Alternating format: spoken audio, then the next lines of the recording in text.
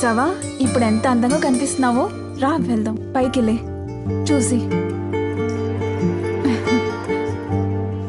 ఓరి దేవుడా, ఇంత అందాన్ని ఎక్కడ దాచావే? నీ పేరేమన్నావు? నీలా. నీలానా? ఎప్పుడు మన చేతికి అందకుండా ఉంటుందే, అదొద్దు. మా కోసం లక్ష్మి అని పెట్టుకో. అప్పుడే కస్టమర్లు కనకవర్షం కురిపిస్తారమ్మా. ఇక డబ్బే డబ్బు, లక్ష్మి కదా. సరే వెళ్ళిరా. ఏయ్ ఆగు, ఈ వ్యాపారానికి ఇది అవసరం లేదు.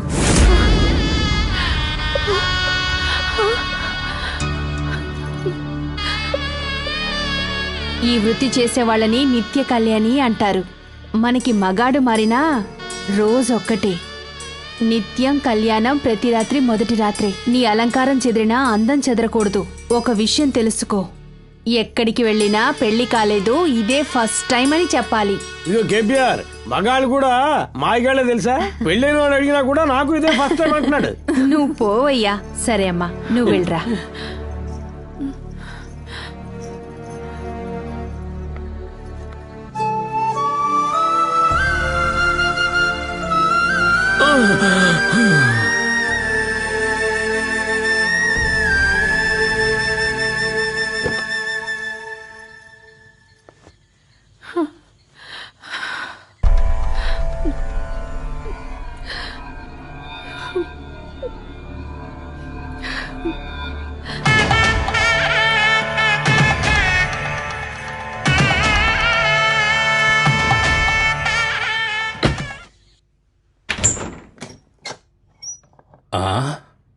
నేలా, రా లోపలికి రా.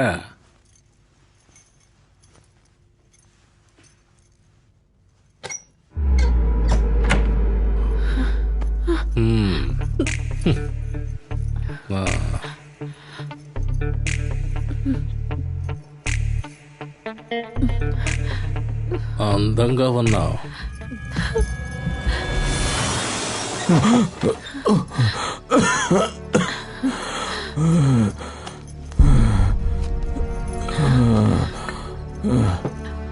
ఏమండి, లేండి, ఈ మాత్రం వేసుకోండి.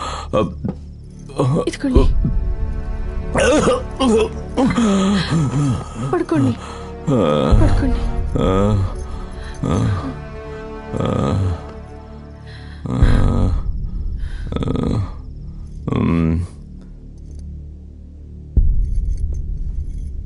చెప్పినట్టుగానే వచ్చావే.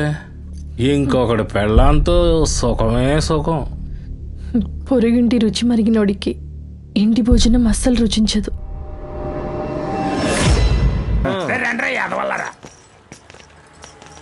ఇదిగో ఈ టార్చ్ లైట్ పట్టుకో. ఈ వ్యాపారంలో పోలీసుల దందాయే ఎక్కువైపోయింది.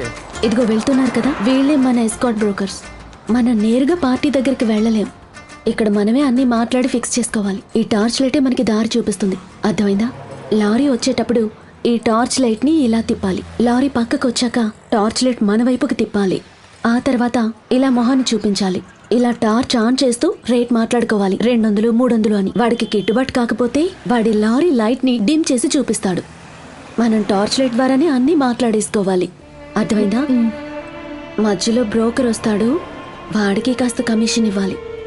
ఒకవేళ పోలీసోడు వస్తే వాడికి డబ్బిచ్చి సెటిల్ చేసుకోవాలి. లారీ వస్తోంది, టార్చ్ లైట్ వేసి చూపించు, సరేనా?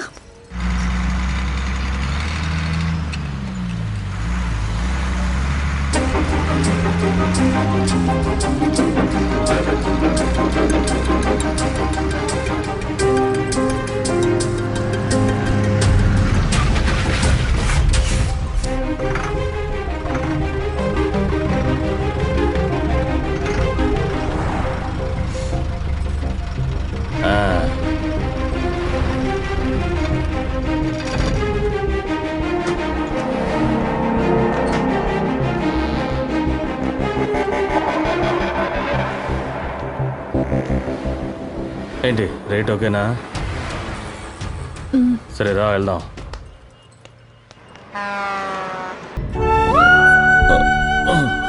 కేపీఆర్ అక్క చెప్పినట్టే వినడం మొదలుపెట్టాను.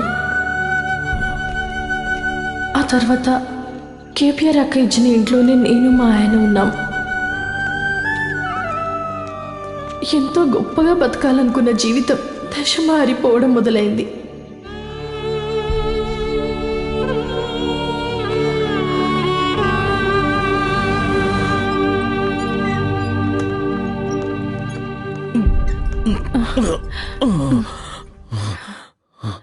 ఈ మందు తీసుకురండి. ఏమండి, నేను ఇప్పుడే వస్తాను.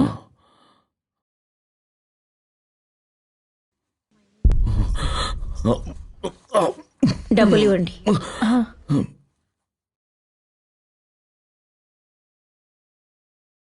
200 తగ్గుతున్నాయి.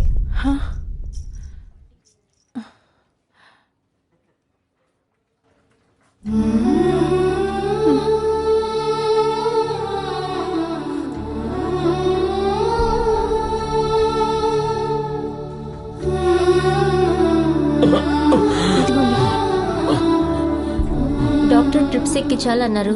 ఒకరోజు ఇక్కడే ఉన్నాయి, మేము చూసుకుంటాం. మీరు కావాలంటే ఇంటికి వెళ్ళి తర్వాత రండి. మర్చిపోకుండా వచ్చేటప్పుడు ఈ మెడిసిన్స్ కొనుక్కురండి.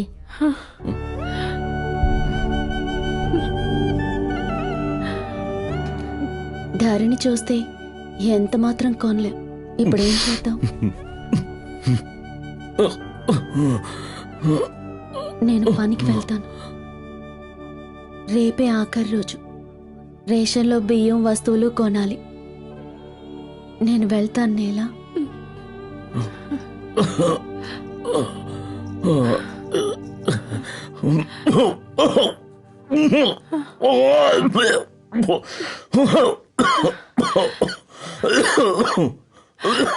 కవిత, నేను కూడా వస్తాను. నీకు రేషన్ అంగడి, నాకు మందుల అంగడి.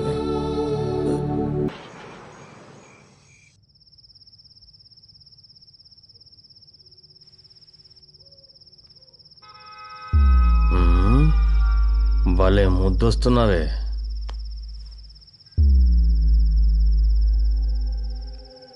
తిన్నగా పడుకో.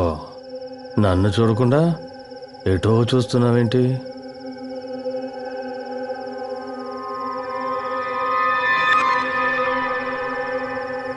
అరే రే రే రే రే.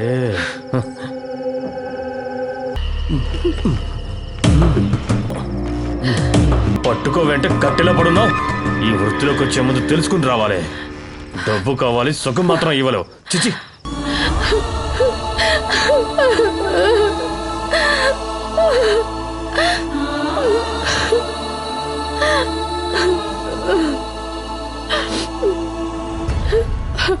ఒక్కొక్క రోజు నాకు నరక వేదన.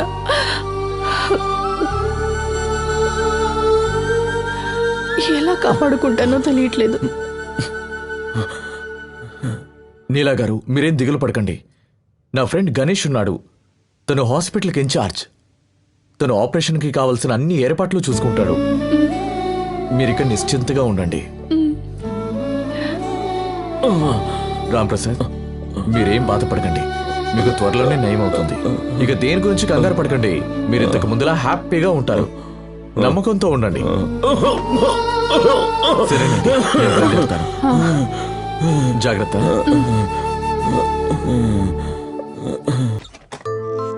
సార్, రండి. నమస్తే సార్. నమస్తే. నా పేరు నీలా. భాను మీ గురించి అంతా చెప్పాడు. నమస్కారం సార్. రాదేవయ్యా, రామా. ఆపరేషన్ బాగానే జరిగిందా? బాగా జరిగిందయ్యా. డిశ్చార్జ్ చేశారు సార్. మీరు సహాయం చేయడం వల్లే మా ఆవిడ బాగా నడుస్తుంది. ఇందులో నాదే ఉందయ్యా. ఒక మనిషికి ఇంకో మనిషి సహాయం, అంతే. మా ఆవిడ ఆరోగ్యాన్ని బాగు చేశారు కదా సార్. ఏదో నా చిన్న కానుక తీసుకోండి. ఎందుకయ్యా ఇవన్నీ? ఏంటో నీ అభిమానం. సరే సరే, మీరు బయలుదేరండి. నేను పేషెంట్ గురించి మాట్లాడాలి. పదవే, డాక్టర్ గారు చాలా మంచోడు. అవునండి సార్, మా ఆయన్ని ఇక్కడికి తీసుకురానా? మీ ఆయన్ని డాక్టరే చూడాలి, నేను నిన్ను చూడాలి. యాజ్ అన్ ఇన్ఛార్జ్ నాకంటూ ఓ కోటా ఉంది.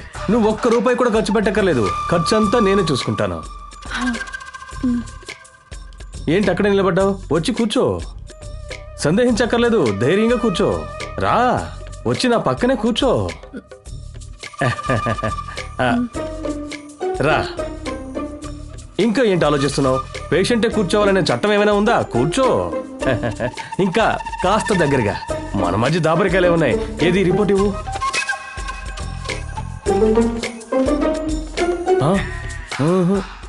Critical condition. చాలా స్కాన్స్ తీయాలే. ఓరి నాయనో, ఎన్ని డిసీజెస్ ఉన్నాయో. వీటన్నిటికీ ట్రీట్మెంట్ చేయాల్సి ఉంది. అయినా నువ్వేం దిగులు పడకు, నేను నీకు సహాయం చేస్తాను. దానికి బదులుగా నువ్వు నాకు సహాయం చేయాలి. సహాయమా? ఇంతకు ముందే ఒక అతను వచ్చి వెళ్ళాడే, తన వంతు సహాయం తను నాకు చేశాడు. నీ నుంచి ఏం సహాయం ఆశిస్తాను? అర్థం కాలేదా?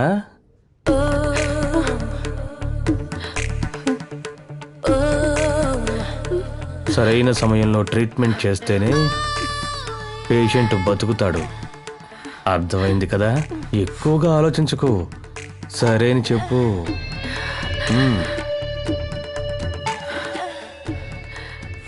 నువ్వు కూడా అలాంటోడివేనా? అర్థం చేసుకున్నారు.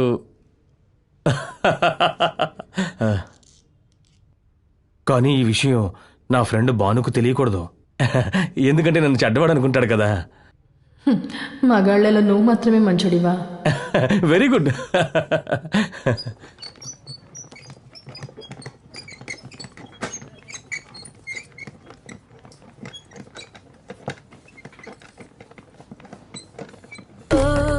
ఆపరేషన్ సంగతి వాళ్ళు చూసుకుంటారు, నువ్వు నన్ను చూసుకుంటే చాలు. ప్లీజ్.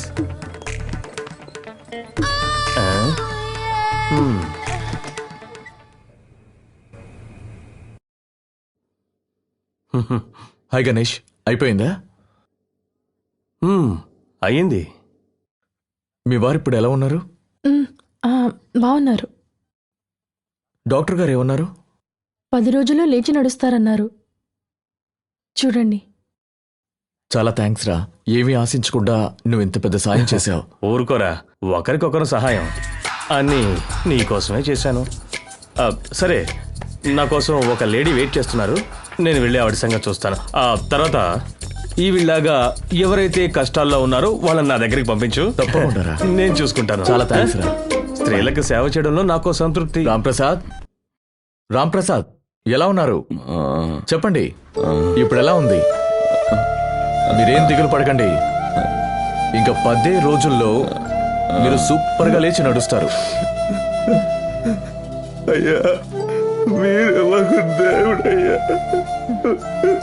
మన మనుషుల చేతిలో ఏమీ లేదు రాంప్రసాద్, అంతా దేవుడే. మీ కృతజ్ఞతని ఆ భగవంతుడికి చెప్పండి.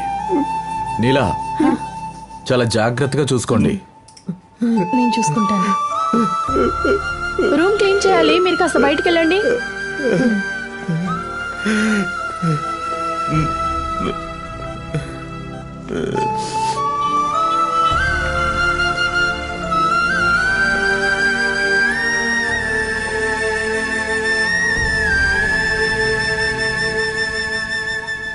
అన్నట్టు నీలా, వైజాగ్లో కొత్తగా ఒక బ్రాంచ్ ఓపెన్ చేశారు. నేను అక్కడికి వెళ్ళబోతున్నాను. మీకేమైనా సాయం కావాలంటే నాకు ఫోన్ చేయండి. ఇప్పుడు డబ్బులు ఏమైనా కావాలా? వద్దు. ఇంతవరకు మీరు నాకు చేసిన సహాయాన్ని నేను బ్రతికున్నంత వరకు మర్చిపోలేను. క్షమించండి, మీ ప్రేమను నేను చంపేశాను. నన్ను కూడా క్షమించండి, మీకు పెళ్ళైన విషయం నాకు తెలియదు. దేవుడు రాసిన తలరాతని ఎవరు మార్చలేరు. ఏదో ఒక ఆశ ఇప్పుడు స్నేహంగా మారింది. నీలా, నేను ఇక బయలుదేరుతాను.